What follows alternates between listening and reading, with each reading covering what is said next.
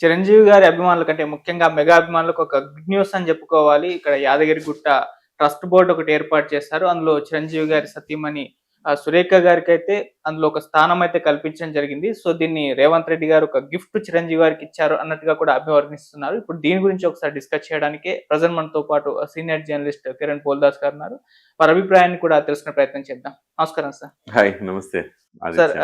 సురేఖ గారికి యాదగిరిగుట్ట ట్రస్ట్ బోర్డ్‌లో మెంబర్‌గా ఒక ప్లేస్ అయితే ఇవ్వడం జరిగింది. సో, ఒక రేవంత్ సర్కార్ చిరంజీవి గారికి ఇచ్చిన ఒక గిఫ్ట్‌గా కూడా దీన్ని చెప్తూ ఉన్నారు. సో, మీ ఒపీనియన్ ఏంటి ఈ విధంగా ఇవ్వడం పైన? అంటే వాస్తవానికి గిఫ్ట్‌గా అనే కంటే కూడా హ్మ్. ఒక ఒక మంచి స్థాయి ఉన్న వ్యక్తులు హ్మ్. ఆ ట్రస్ట్ బోర్డ్‌లో ఉంటే సో, దానికి ఒక విలువ వస్తుంది. ఏదైనా కార్యక్రమం చేయాలి. అవును. ఆ కార్యక్రమం చేయాలంటే ప్రతిదానికి ప్రభుత్వం మీద ఆధారపడాల్సిన పరిస్థితి లేకుండా, హ్మ్. దేవాదాయ శాఖ నుంచి ఆధారపడాల్సిన అవసరం లేకుండా, దాన్ని మరింత అభివృద్ధి చేయటానికి సో, ఇలాంటి ప్రముఖులు ఉపయోగపడతారు. ఒక రకంగా ఎందుకు సురేఖ గారే ఎందుకు చాలామంది ఉన్నారుగా, మరి చాలా డబ్బులున్నోళ్ళు చాలామంది ఉన్నారు. సురేఖమ్మ గారిని ఎందుకు తీసుకున్నారంటే, డబ్బులు కాదు, డబ్బులతో పాటుగా ఒక గుడ్‌విల్ ఉంది. హ్మ్. చిరంజీవి గారి సతీమణిగా ఒక గుడ్‌విల్ ఉంది. సమాజంలో ఆమెకు అవును. ఒక గౌరవం, ఓ పెద్ద సెలబ్రిటీ హోదా ఉన్నది. సో, ఒకవైపు సెలబ్రిటీ హోదా, ఒకవైపు డబ్బులు కూడా అవసరమైతే అక్కడ ఏదైనా కార్యక్రమాలు చేయంటే డబ్బులు పెట్టగలిగిన శక్తి. మరోవైపు కాస్త ఆలోచించి దేవాలయానికి సంబంధించి డెవలప్‌మెంట్ చేయగలిగిన ఒక ఆలోచన ధోరణి వాళ్ళకుంటుంది కాబట్టి, సురేఖమ్మ గారిని ఆహ్, ట్రస్ట్ బోర్డ్‌కి సంబంధించి ఒక డైరెక్టర్‌గా చేశారు. హ్మ్. మీరు గమనిస్తే చిరంజీవి గారు అందరి వాడండి. అవును. ఇవాళ రేవంత్ రెడ్డి గారున్నారు. రేవంత్ రెడ్డి గారు వచ్చిన తర్వాత సినిమా ఇండస్ట్రీతో ఎంత ఘర్షణాత్మకమైన వైఖరి జరిగింది. అవును సార్. చూసా.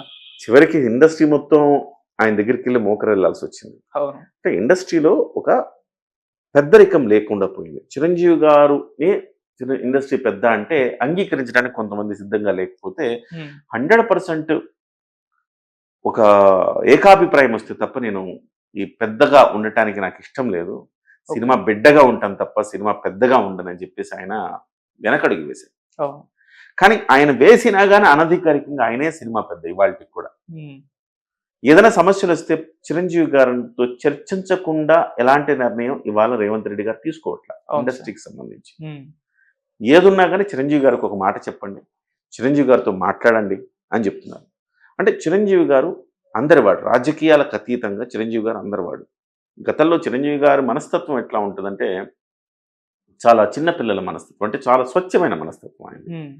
ఇవాళ ఎవరో ఒక ఆహ్, స్ స్ జూనియర్ ఆర్టిస్ట్ ఒకావిడ 'పులి హ్మ్. సీత' అని. అవును. ఆవిడ నా జీవిత లక్ష్యం చిరంజీవి గారిని చూడడం అని చెప్పేసి ఒక ఇంటర్వ్యూలో చెప్తే, హ్మ్. స్వయంగా పిలిచి ఆమె కోరికను నెరవేర్చాడు. హ్మ్. సో, ఇంత సెన్సిటివ్‌గా ఆలోచిస్తారు. చాలా సెన్సిటివ్ హృదయం చిరంజీవి గారిది.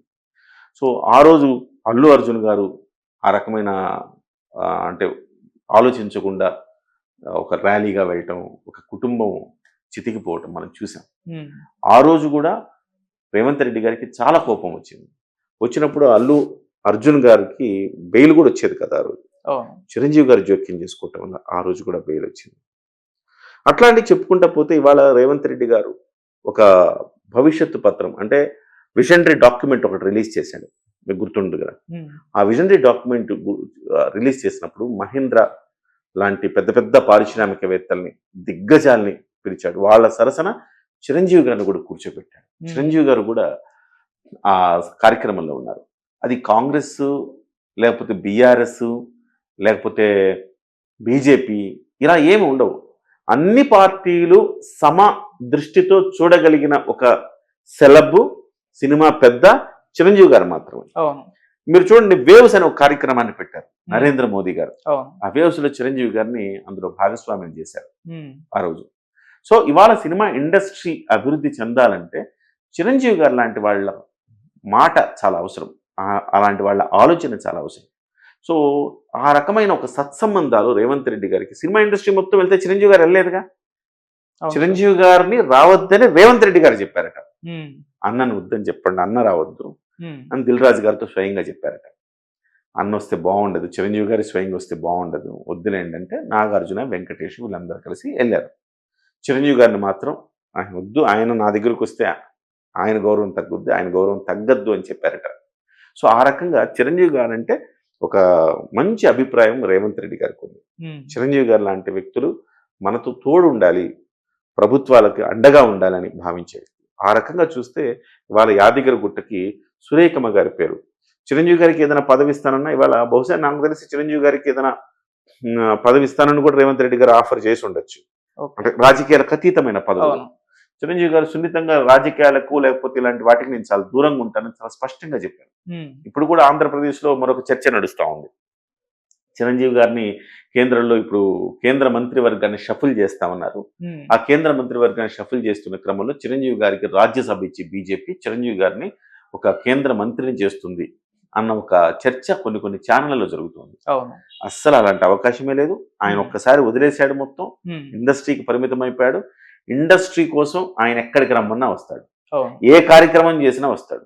చిన్న సినిమాలు తీసిన వాళ్ళను కూడా ఇంటికి పిలిచి సన్మానించిన చరిత్ర అయింది. అంతటి సహృదయం అయింది. సో కాబట్టి సినిమా ఇండస్ట్రీకే పరిమితం అవుతాడు. కాబట్టి రేవంత్ రెడ్డి గారు కూడా ఒకవేళ అడుగుంటే సున్నితంగా తిరస్కరించవచ్చు. ఆయనే బలవంతంగా లేదు సురేఖమ్మ గారిని అన్న పెట్టండి ఇందులో యాదగిరి ట్రస్ట్ బోర్డులో అని చెప్పేసి పెట్టారనేది మనకు వస్తున్న సమాచారం. ఏదేమైనా వీళ్ళు చిరంజీవి గారి ఫ్యామిలీ మెంబర్ అక్కడ సురేఖమ్మ గారు ఆ దేవస్థానం ట్రస్ట్ బోర్డులో ఒక డైరెక్టర్గా ఉండడం, ఒక మెంబర్గా ఉండటం అనేది ఖచ్చితంగా ఒక మంచి ఫలితాలను ఇస్తుంది. అలాగే ఇంకొక పెద్ద మహిళ, ఒక ఆవిడ కర్మాన్ ఘాట్ ఆలయానికి ఎక్కడ ఒక ఆలయానికి చైర్మన్ గా పనిచేశారన్నమాట. అలాంటి వాళ్ళని కూడా తీసుకెళ్లి రేవంత్ రెడ్డి గారు ఒక మంచి కూర్పు చేశారు. సో దేవాలయాల్లో ఒక్కొక్కళ్ళకి ఒక్కొక్క టాలెంట్, ఒక్కొక్కళ్ళకి ఒక్కొక్క స్పెషలైజేషన్ ఉన్న వాళ్ళని అందరిని తీసుకొచ్చి రేవంత్ రెడ్డి గారు ఒక ట్రస్ట్ బోర్డు నియమించి ఆ ట్రస్ట్ బోర్డు ద్వారా యాదగిరి గుట్ట అభివృద్ధి కోసం ఆయన చర్యలు తీసుకుంటున్నారు. ఇది శుభ పరిణామం అని చెప్పాలి. సురేఖమ్మ గారు ఒప్పుకోవడం కూడా చాలా గొప్ప విషయం. ఆమె సాధారణంగా మనకి ఇప్పటి వరకు చూస్తే ఆమె జీవితంలో ఎప్పుడు ప్రజా జీవితంలో లేరు. ఆమె ఈవెన్ చిరంజీవి గారు పార్టీ పెట్టినా కూడా ఆమె ప్రజా జీవితంలో లేరు. బయటకు వచ్చి ప్రచారాలు చేయడం కానీ, బయటకు వచ్చి మీడియా ముందు మాట్లాడడం కానీ అస్సలు ఎప్పుడు చేయరు ఆమె. ఎప్పుడు పవన్ కళ్యాణ్ గారు పార్టీ పెట్టి మొన్న 2024 ఎన్నికలప్పుడు ఆయన పోటీ చేస్తుంటే ఆ పవన్ కళ్యాణ్ గారిని ఒక బిడ్డలా చూస్తారు ఆవిడ. సో అయ్యో బిడ్డ ఎంత కష్టపడుతున్నాడు, మనం మోరల్ గా సపోర్ట్ గా నిలవాలి అని తాను, అల్లు అరవింద్ గారు, రామ్ చరణ్ గారు వెళ్ళారు. మనకు గుర్తుంది కదా మీకు. సో వెళ్ళి తనకి ఒక భరోసా, ఒక ధైర్యం పవన్ కళ్యాణ్ గారికి ఇచ్చేసి వచ్చారు. అంతే తప్ప తెర వెనక మాత్రమే ఉంటారు తప్ప తెర ముందుకు ఎప్పుడు రాలేదు. అలాంటిది సురేఖమ్మ గారు దీనికి ఒప్పుకోవటం అనేది రేవంత్ రెడ్డి గారు ఎంత గట్టిగా ప్రెషర్ చేసి ఎంత అబ్లిగేషన్ పెట్టుంటే ఒప్పుకొని ఉంటారని నేను అనుకుంటా. స్వతహాగా ఆమె బయటికి రారు. అలాంటిది ఇవాళ ఈ రాజు మంచిది, మంచి పరిణామంగా మంచిది. Thank you so much.